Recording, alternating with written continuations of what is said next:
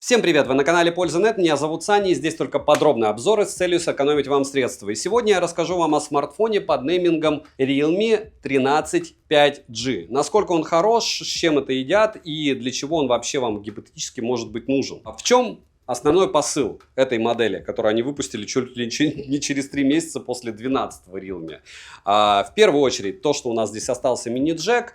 Помимо этого, у нас прямой экран. Пусть даже есть подбородок, никаких капель, то есть а-ля это не супербюджетник, хотя я все равно его считаю бюджетником, и IPS-экран, то есть у нас нет практически шима. Вроде бы должно хватать баллов в Antutu, потому что процессор они упорно переименовывают и думают, что от этого он становится быстрее. 45-ваттная зарядка в комплекте и Type-C-шник, разумеется, как зарядник, уже никаких суператовизмов здесь нет. Обещают 50-мегапиксельную камеру, исходники фото, как всегда, можете посмотреть в моей личной телеге, возможно, даже и видео. И может он снимать на основной модуль. Очень странно, обычно это в третьем эшелоне и во втором, в максимум 2К 30 FPS. То есть не 4К, не 1080p 60 FPS, он тоже может 1080p 60 FPS, а вот именно 2К 30 FPS. Кому это надо? Что это такое? Что там со стабилизацией, которая iOS а-ля, помимо цифровой оптической, вы увидите в ролике, но смартфон неоднозначный. Смотрим. Распаковка. Поставляется смартфон в коробке желтого цвета из плотного картона. Все стандартно от Realme. В комплекте мы имеем смартфон, защитную пленку, кабель для зарядки с USB-A на Type-C, адаптер всего на 45 Вт. До этого они на 67 вроде бы клали, да? Защитный чехол, ключ для извлечения слота и руководство пользователя. Я, к слову, про Realme 12 говорю, хотя за 3 линейки они вообще ничего не поменяли. Слот на 2 симки или одну сим-карту и карту памяти до 2 терабайт. Вес смартфона 193 грамма, габариты составляют 165 на 76 на 10,9 мм вместе с блоком камер, а без него 8 мм. 7 обзоров в неделю выгружаю, ежемесячно разыгрываю по одному смартфону Poco X6 Pro. Для участия в розыгрыше необходимо подписаться на этот YouTube канал с колоколом, оставить любой осмысленный комментарий больше 5 слов и либо в комментарии, либо в описании своего канала указать свое имя в Телеграме, и вы автоматически в розыгрыше. Все розыгрыши в конце каждого месяца на стриме. Перейдем же к смартфону.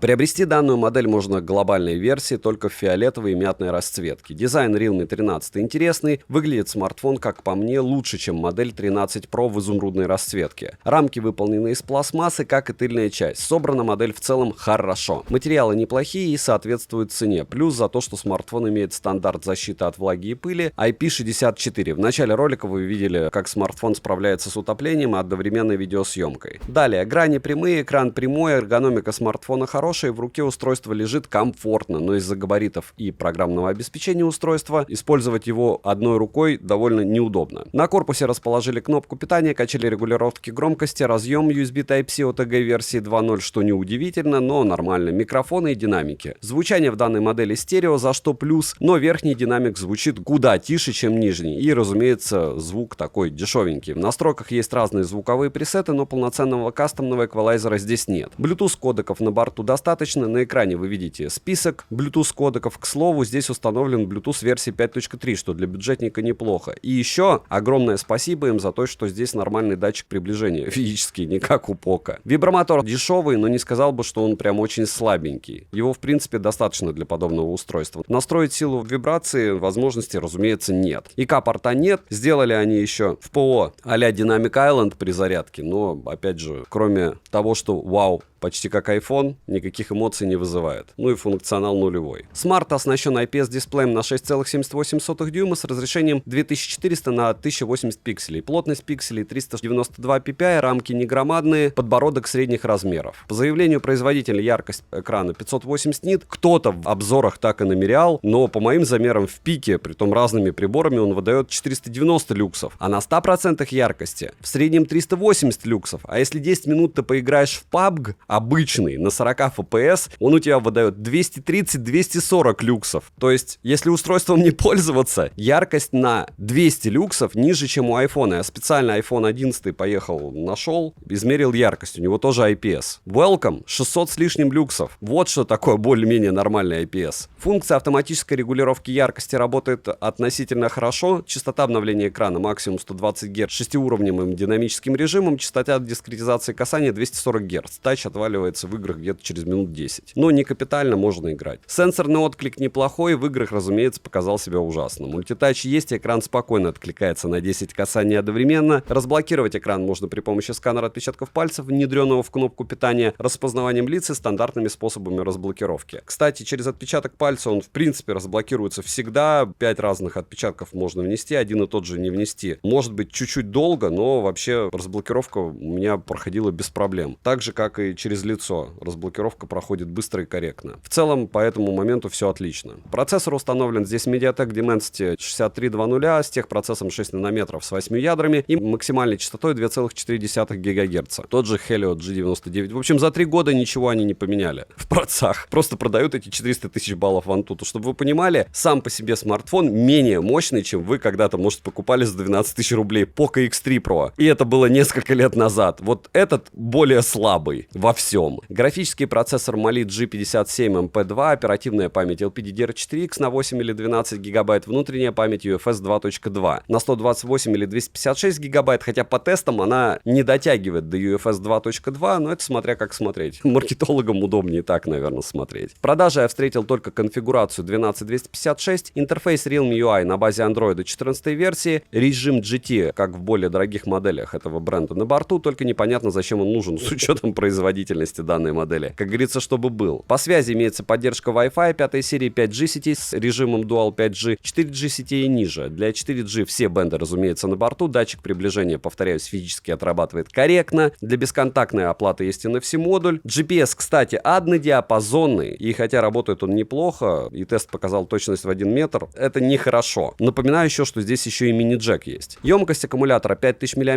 В PC-марке устройство выдало позорные 7 часов 51 минуту, потому что для IPS с такой яркостью, я думал, он покажет мне часов 14. Напоминаю, что я все смартфоны гоняю в этой программе. Там все топорно и одинаково. 7 часов 51 минута — это плохой результат для маломощного смартфона. В Work Performance он выбил еще 10 тысяч баллов. Модель поддерживает быструю зарядку до 45 Вт. Заряжается смартфон у меня от 0 до сотки за 1 час 20 минут. Должен за 52 минуты заряжаться. Я, кстати, в обзорах не видел, чтобы народ говорил, за сколько у них он заряжается. Наверное, потому что они тоже ждали 1,5 часа. То есть заявление производителя 50 минут, а в итоге час 20, час 30. Беспроводной зарядки нет, как и беспроводной реверсивной зарядки. При просмотре роликов на YouTube по Wi-Fi на 100% яркости экрана в среднем уходит всего 3% заряда, в играх уходит около 18%, но играть невозможно, повторяюсь, потому что он перегревается. Перейдем к тестам. В тесте на стабильный смартфон выдает 171 гипс минимально, максимально 225 и в среднем 213 гипсов на 100 потоках при 60 минутах. И можно сказать, что это стабильно, а можно сказать, что это куром насмех, потому что в 2024 году показывать 200 гипсов, но это ультрабюджетник, это даже не бюджетник. В Geekbench 6 в сингл-коре 789, в мультикоре 1946, 3D Mark показал Wildlife Extreme Stress Test устойчивость 99,7% с оценкой 376 баллов, а Steel Nomad Light Stress Test 141 с устойчивостью 98,6 балла. В Antutu устройство выбило 451 тысячу попугаев, и это ультра мало, это значит, что сейчас вы уже будете видеть подлагивание, через пару лет обновления андроида он будет у вас совсем уставать. В Storage Test показал 43 тысячи, повторяюсь, для этого типа памяти очень похоже на UFS 2.1. В стыльной части мы имеем основной сенсор Samsung SSL S5 KG-NS на 50 мегапикселей с углом обзора в 79 градусов, фокусным расстоянием 26 мм, оптической стабилизацией, апертура 1.8 и разрешением для видеосъемки 2К 30 FPS. Также с фронта можно заметить LED-вспышку, вспомогательный датчик глубины на 2 мегапикселя и имитацию камеры. Фронтальный сенсор на 16 мегапикселей с углом обзора 82,6 градуса, апертурой 2.4. Максимальное разрешение для видеосъемки было 1080p 30 FPS. По видео, по фотосъемке смартфон снимает просто плохо, на 1010. В любом случае, примеры фото и видео вы сейчас увидите. Так, интересно, от бренда первый раз вижу 2К, ну, в общем, здесь 2К, 30 FPS на основной модуль. И вот так вы сможете снимать на эту камеру в 2К. Давайте плавненько попытаюсь, как любят те, кто занимается маркетингом и попыткой продаж этих устройств. Это, конечно, вот попытка сделать бюджетное, но не супербюджетное устройство, что-то посередине между супербюджетным и бюджетным. Хотя стоимость у него как у небюджетного, потому что за 15 штук можно купить, докинуть 1000, и повезло, чтобы Poco X6 купить, и там другая история будет. но там будет не IPS. Так, фронталка 1080p 30 FPS. Динамический диапазон, конечно, ATAS. И эта фронталка уже 1080p 30 FPS. Я думаю, разницы вы особо не видите, но если, допустим, зайти в помещение... Смотрите, снимаю в помещении уже. Уже лучше, правда? А если я еще включу студийное освещение, которое вряд ли у вас есть, а люди, которые будут покупать смартфон за 15 тысяч рублей, особенно от Realme, вряд ли будут иметь тоже это студийное освещение. Вот так можно было бы сделать пример. Смотрите, как достойно снимает фронталка. Да, только мы отключаем освещение. Но опять же, рассеянный свет со стороны окна очень даже неплохо, потому что у тебя часть, ну, объем есть, потому что ты часть, получается, в темноте, часть освещена. Ну, вот так, вот так. Так, 4К, 2К, 30 FPS. Съемка с одной руки. Стабилизация нулевая. Динамический диапазон печаль. И, в общем, лучше это дело не использовать. Пробуем. Это 1080p 60 FPS. Ну, стабилизация тоже, кстати, не супер. Я говорю, я даже видеопримеры не особо хочу делать на него. Вы видите почему. Ночь, вечер, рассеянный свет, фронталка 1080p 30 FPS. И вот так вы сможете себя снимать, если захотите. Если это целесообразно на данный смартфон. Ну, что-то видно. Движение чуть-чуть, но вот чтобы здесь была какая-то включена, есть опция ультрастабилизации, такого нету. В принципе, неудивительно, за $150 от Realme, но IPS-экран, по идее, это дешевле. А в итоге они сэкономили на IPS-экране, и чего? И на чем они не сэкономили? Так, и это пример съемки 1080p 60 FPS в лифте. Разумеется, обзор одним кадром на Realme 13 99% не будет, потому что, ну, это прям атас. Для того, чтобы понять, как что может снимать в лифте, можете посмотреть канал Польза Лайв. Там обзор одним кадром начинается как раз с того, что я еду в лифте. И, ну, главное снимает, как говорится, да. 1080p 30 FPS фронталкой, для тех, кто не понимает, что здесь плохого, здесь плохо все. Шумы, баланс белого, возможно, только звук нормальный, но я пока еще не слушал. Но себя узнать как-то можно в будущем, через 20 лет. Хочу была отметить съемка в 1080p 60 FPS, вот сейчас 2К 30 FPS. Я в этот фэншуй с 2К не совсем понимаю, но мне оно и не особо нужно. Вот, кстати, сейчас делаю ролик на смартфон и понимаю, насколько легче делать ролик на один смартфон, чем на топ-10 смартфонов. Легче. И камера чуть-чуть запаздывает, но главное снимает. Как снимает, вы видите, то есть вам никто не будет рассказывать, снимает нормально. Ночью, вечером ужас. Фронталка в тех же условиях, разумеется, тоже не фонтан, но что есть, как говорится. Так, смотрите, вот это 2К 30 FPS, понятно, что ночью лучше 60 FPS не использовать. Сейчас я вам покажу, как будет выглядеть все это дело с высоты птичьего полета, относительно маленьких птичек, которые летают невысоко. И штатно можете посмотреть любой ролик. Шумов, конечно, море. Как будет в исходнике, я понятия не имею. Но, скорее всего, будет так же плохо. Чтобы поняли, как 1080p сейчас. К 1080p 60 FPS это дело будет. Повторяю, что исходники фото у меня в личной телеге. Жарить я не знаю что. Я придумал, кстати, с чем я буду сравнивать. Скорее всего, если мне не будет лени, я сравню с Poco C75, который стоит в 2 раза дешевле. Ну, то есть он реально стоит восьмерку, минус 1К. Промик, ну, что-то вы наберете во время сейла. А это дело стоит 15.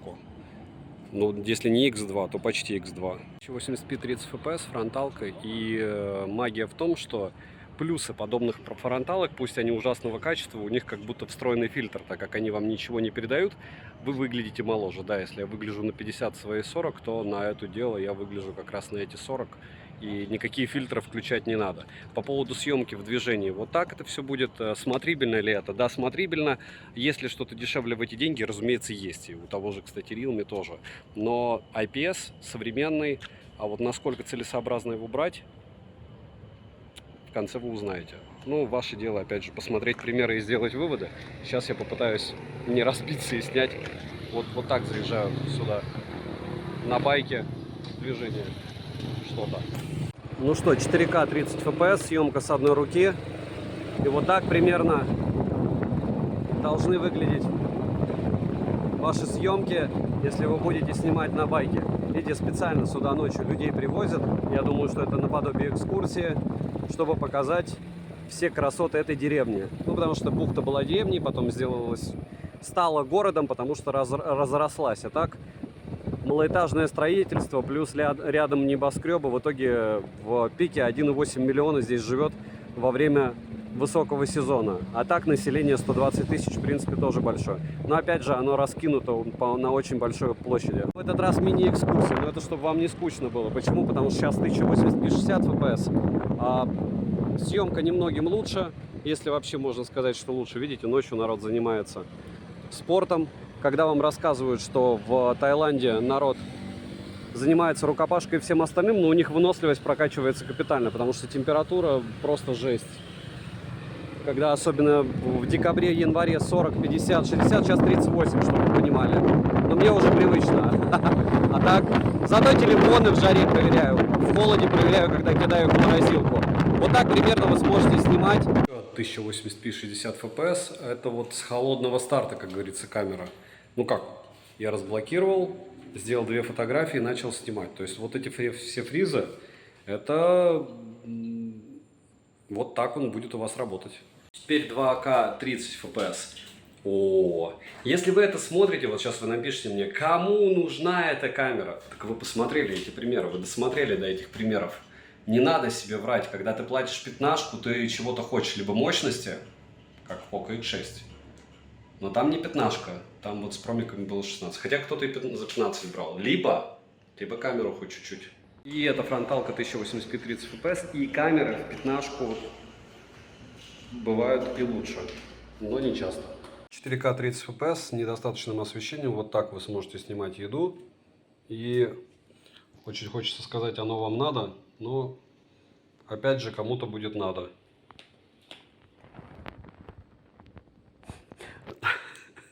Про съемку. Ну, вы сами все видите, в общем. Вот смотрите, сейчас 2К 30 fps без дополнительного освещения. 2К 30 fps с дополнительным освещением, и магия не в этом. Запомнили? Это 2К 30 fps, такой кроп. Уже расстояние 1080p 60 fps. Вот такая вот магия. То есть, если с дополнительным освещением 1080p 60 fps, в принципе, если зафиксировать еще на каком-нибудь штативе, очень даже смотрибельно. 2К 30 fps, и, как многие говорят, ты вертишь смартфоном на каком-то фоне. Нет, это никакой не фон вообще. А я, кстати, не знаю, как вот в видео реально проверить фон что-то или нет. Вот так примерно сможете снимать в 2К. Вот сейчас я уровень выставил. Зумирование максимальное X10. Можете снимать в 1080p 60 fps. Зумирование максимальное тоже X10. Исходники фото, напоминаю, у меня в личной телеге, скидываем и оцениваем, сможете ли вы этим делом пользоваться. В целом работает. В целом, опять же, вот меня все штормит. $150. Это дорого или нет? Ну, вообще не 150, нет, 150, даже ниже. Потому что курс Али 110, продавали они по 15. Не знаю, хочется 13, да?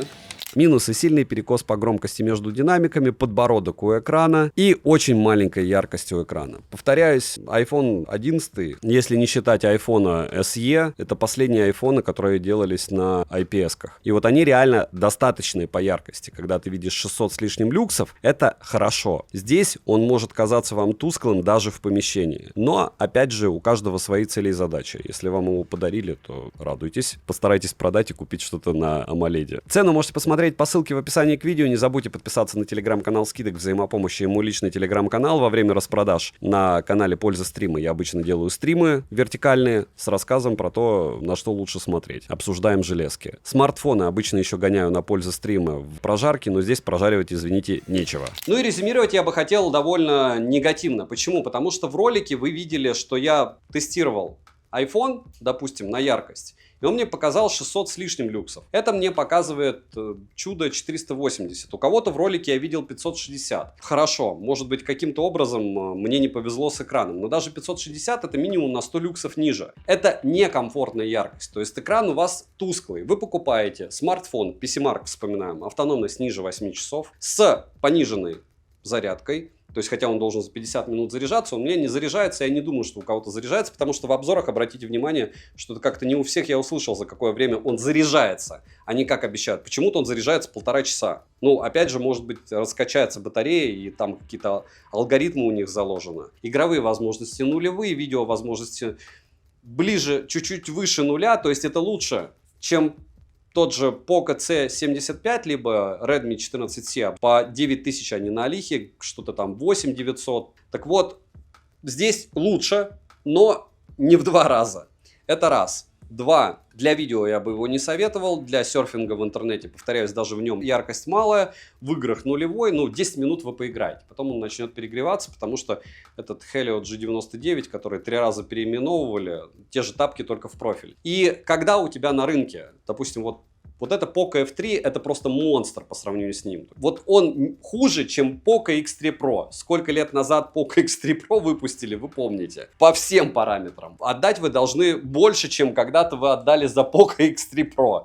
Почему? Потому что это Realme, потому что красивые, потому что у них работают бренд-менеджеры хорошо, наверное. Но по мне, красный ему ценник, ну не десятка, но 11. При живом Poco M6 Pro, который стоит, на секундочку, был вообще за 10 400, но там нужно было поймать баллы, эти промокод на 1000, но он чаще бывает в районе 12,5, то есть если вы будете его видеть вот так, 12 700, то это уже хорошая цена. Но опять же, у нас еще конец распродажи будет в ноябре, и там тоже будут, может быть, и промики, и купоны. Ноябрь-декабрь, период распродаж. Если в этот период распродаж вместо Poco M6 Pro вы по тому, что вот это вот IPS вроде бы работает нормально, будете за 16 такое покупать, то обратите внимание, окей, у вас 16 тысяч, вы хотите их потратить. Poco X6 ищите на каких сейлах, ну 1000 вы добавите, вы получите абсолютно другого класса устройства. Что это такое? Если бы здесь было плюс 100 люксов, если бы я видел 600 с лишним люксов, так же как в iPhone 11, которому вы прекрасно понимаете сколько лет, вопросов нет. Во всех остальных случаях, за что вы отдаете такие деньги? Процессор старый шлак, экран старый шлак, вот это вот подбородок огромный, заряжается долго, зарядка медленнее, чем прошлая, то есть там была 67 Вт, это 45. Да, он работает неплохо, но, опять же, учитывая 400 тысяч баллов в Antutu, камера загружается долго. Что будет дальше? Ну, дальше через год у вас будет очень тормозной смартфон, который вы никогда не продадите, потому что никому не нужен тусклый IPS со слабым процессором. Наверное, вот такой вердикт. Возможно, вы со мной не согласитесь, напишите, если не согласны. Если вы купили его за 1012, это абсолютно другой момент, это другой рассказ. Но если вот вы его собираетесь брать а-ля на скидках за 16, мы по-разному смотрим на железо с вами однозначно. По мне, девайсу однозначно, да, до 12 тысяч рублей, либо дешевле он должен быть, чем Poco M6 Pro. Подписывайтесь на канал с колоколом. Надеюсь, вам такой подход местами импонирует. Напоминаю, что я во время сейчас распродажи утром делаю вертикальные стримы на канале Польза Стримы. И там советую по поводу железок со своим взглядом, что чего стоит. Сама по себе железка работает нормально, не игровая, не для съемки. Для серфинга в интернете 16 тысяч слишком дорого. Для 400 тысяч баллов в Antutu с туским IPS. Все. 12 тысяч можно брать. Добра и удачи вам, дорогие друзья. За 12 тысяч девайс сюда. Только когда он там будет за 12.